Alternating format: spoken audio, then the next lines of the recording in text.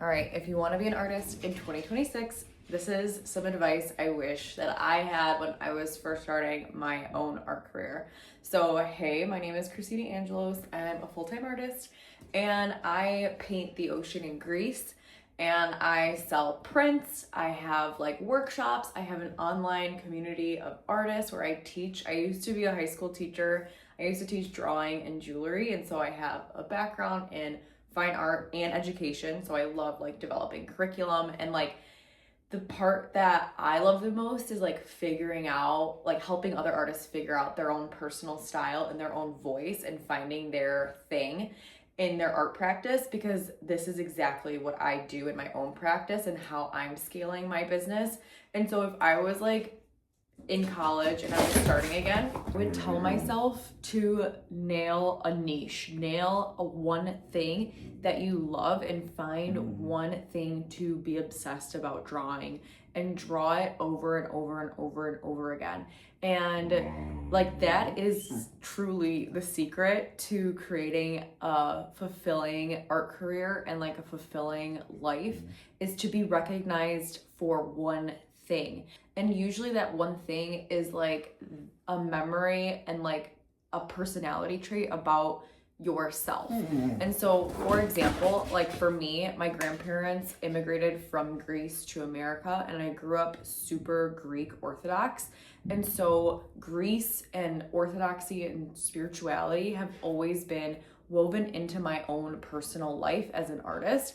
And so I always reference that. Every painting that I make, every drawing that I make, everything I create is based off of those memories of the ocean, of the water, but also like that deeper spiritual meaning that I grew up with. That's like so innate inside of my heart that like I can't help but talk about and paint about. It's like that spiritual like connection to nature, feeling God in nature, feeling, you know, the energy of creation and the Holy Spirit within nature is like what I try to capture. And so for you, when you're developing your art style, I want you to think of like what makes you unique. Like what story from your childhood, from your experiences, from your upbringing, from your culture, from your religion, from your past, from your family makes you special and makes you unique. If you're trying to figure out what your one thing is, what I suggest is taking yourself on an artist trip. Not an artist date, because in The Artist Way, if you've read The Artist Way by Julia Cameron, she suggests doing artist dates. I'm suggesting doing an artist trip. And what this does is this trip, this vacation, this escape from your everyday reality gets you to open your eyes and see the world through different lenses and different perspectives. And traveling just like opens your heart to possibilities, new colors, new light, like dancing on different surfaces. Like you just see the world in such a fresh and new perspective when you travel. And so for me, the first time that I traveled was to Greece, like out of the country, was to Greece. And I saved up for literally like almost a year to take this trip. And so that being said, like if you put your mind to something and you have a vision for what you want your life to look like, you can make it happen little by little every single day. And so over time, I accumulated, I saved, I got this plane ticket, I went to Greece, and I took probably like thousands of pictures. I was gonna say like millions, but that's exaggerated. Like a couple thousand pictures on my iPhone. I didn't have a fancy camera. I didn't have like crazy photography skills. I was just taking pictures when I felt moved and when I felt inspired. And on that trip, I took pictures of like close-ups of the water. I took pictures of rocks and flowers and trees and just like little moments. Like anytime I felt like a burst of like inspiration from the world around me, I just took out my phone and snapped a quick picture.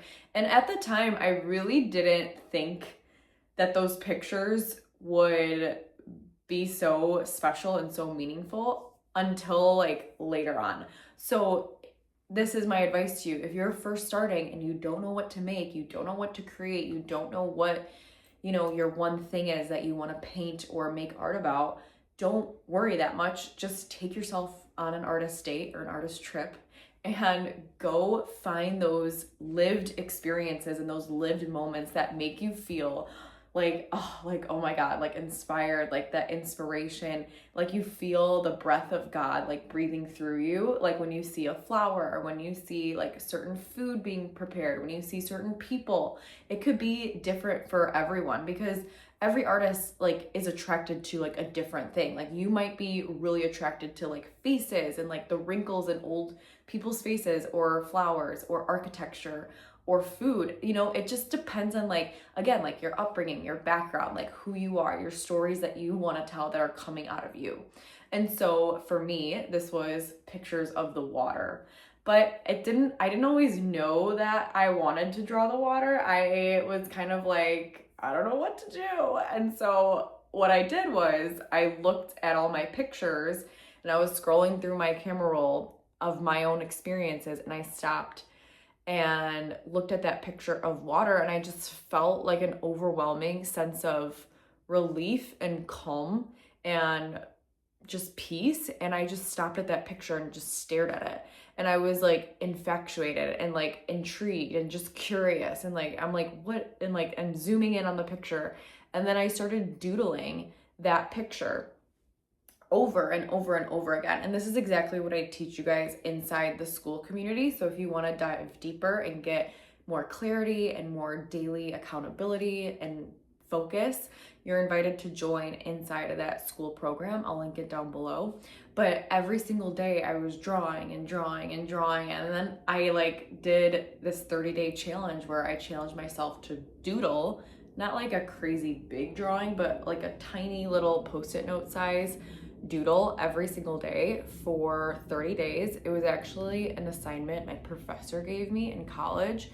And it's just to like build the momentum, build the discipline, the daily habit, the daily like creative practice, because that's like the thing about being an artist is like you have to get in the mindset of like making it a daily practice. It's every day. It's like something that just is a part of your life daily experience, is just like creating. And the daily doodle and that assignment kept me accountable and helped me get into that routine and that flow. And then I just kept drawing like the same little doodles of water every single day. And over time it evolved. And now you guys can go look at my website, but I sell paintings and commission work and such like amazing works of art that are now paintings. But it had to start with that black and white drawing. It started with, you know, the concept. It started with the idea. It started with the simple doodle that evolved into something really spectacular. So that's my advice to you. If you're just starting out, you have to like live life first and then draw over and over and over and over and over again. And then, you know, once you've developed your voice and your signature style, or your artistic language, as I like to say, and you've kind of built this like recognizable visual language of like lines or shapes or colors or whatever it is that, you know, you are attracted to, that's when your art and your career can actually start to snowball and accumulate, because you want to like build a collection. You want to build a body of work that is cohesive, that fits together, that tells a story, that makes sense. It all looks like it belongs together. And I think, you know, this takes like a lot of time to develop too. And so I think at first I was like, oh my God, I'm gonna be like so successful and so like, I'm just gonna have like sold out collections and like everything's gonna be like flying off the walls. And I feel like social media makes it seem like every artist is just like selling out collections left and right on the internet.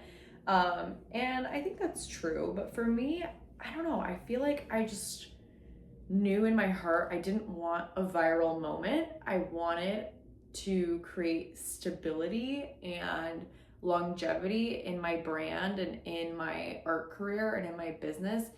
And I didn't like want to go viral. It's like weird. maybe you can relate to this, and that's why I'm saying this, but like, I don't think your goal should be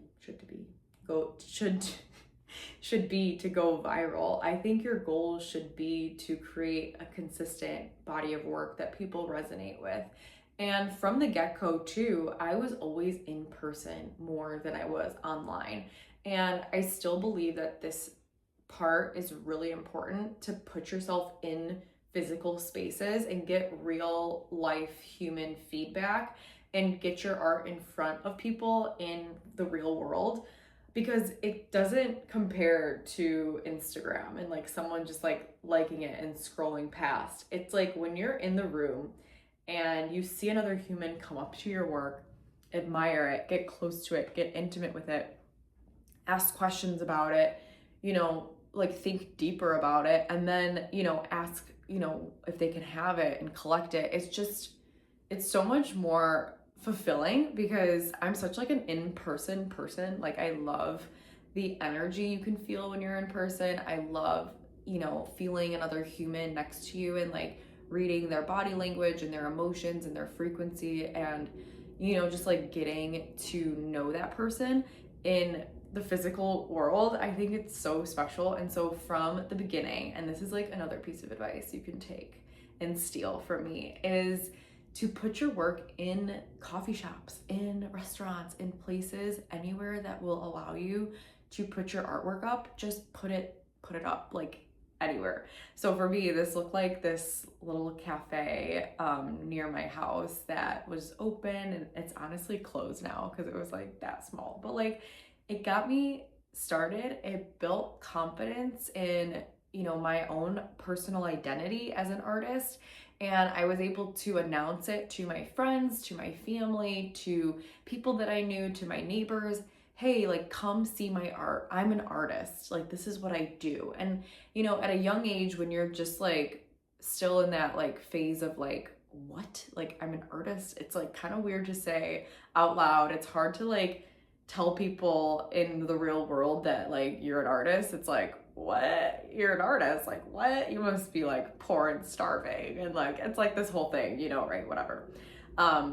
Don't like get into that. Like, you are going to be successful, and own it. Like, own the fact that you are an artist, and invite people into your world. Invite people to come see your artwork in person and have fun with it. And at that pop-up, I sold so many prints.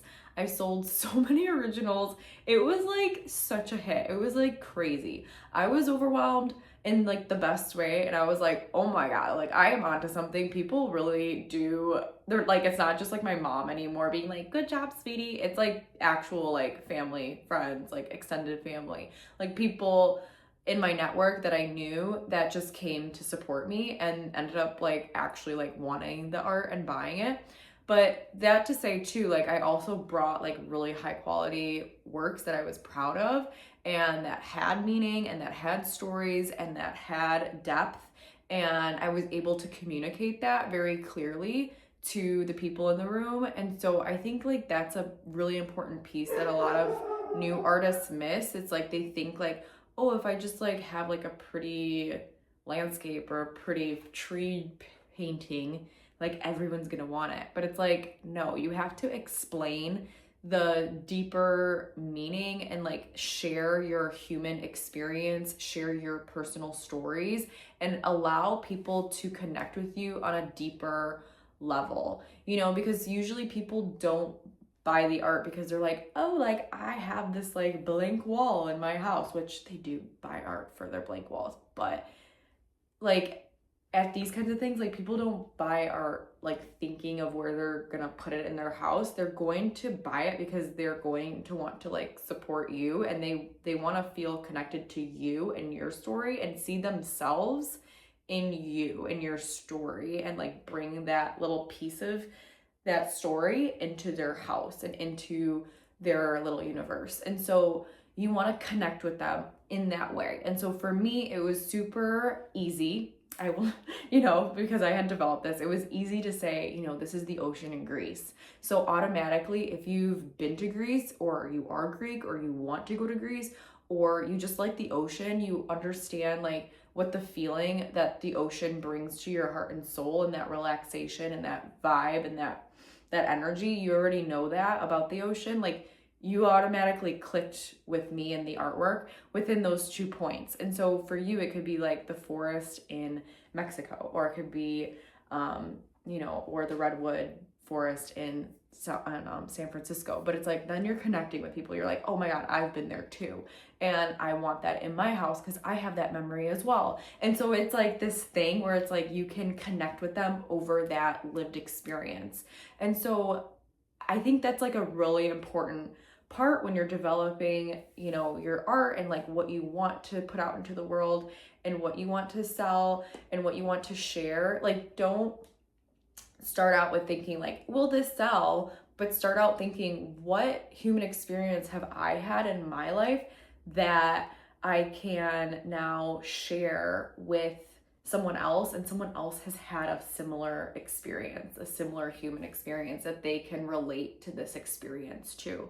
And honestly, this can look like a breakfast table with the sun hitting it, with like coffee and waffles and crepes and like raspberries and strawberries. Like, maybe you do like tablescapes and you paint that because you love it. And someone sees that and they're like, oh my God, I like love breakfast tables too. And I love, these elaborate tablescapes too. And I want to hang that in my kitchen because I used to have big breakfasts with my mom when she was, around. So just like little things like that, like you'd be surprised, like even the smallest little moments and memories that you really resonate with and you connect with as a human, like someone else is going to resonate with that moment and that memory as well. And those people are your collectors. And it's just a trusting process. Like, you have to just trust your gut, trust like what you like, and then know that if you really, really like that thing, there's a reason, and it's very likely that other people also really, really like that thing. So anyways, I think that's all I have to say for today. But welcome. If you guys are new here, I'm so happy you hung out with me for this little time. Make sure to comment any questions you have for me in the comments. And if you guys want to dive deeper and get more clarity, more accountability, daily practice, daily doodles, and learning the elements of art, the principles of design through like really fun, relaxed doodling sessions, you're invited to join the Skool community. It's on Skool, Skool, and it's called Create Eudaimonia, which is an ancient Greek philosophy for creating a life of flourishing and purpose and sustained joy and happiness within your heart and soul. So if you're into all that, you're into some spirituality, Christian spirituality, and just like living a life that is meaningful and deep and purposeful, and creating really amazing, meaningful works of art that you can share with the world, this community is made especially for you. So that's all. Go join, and we'll talk soon. Bye.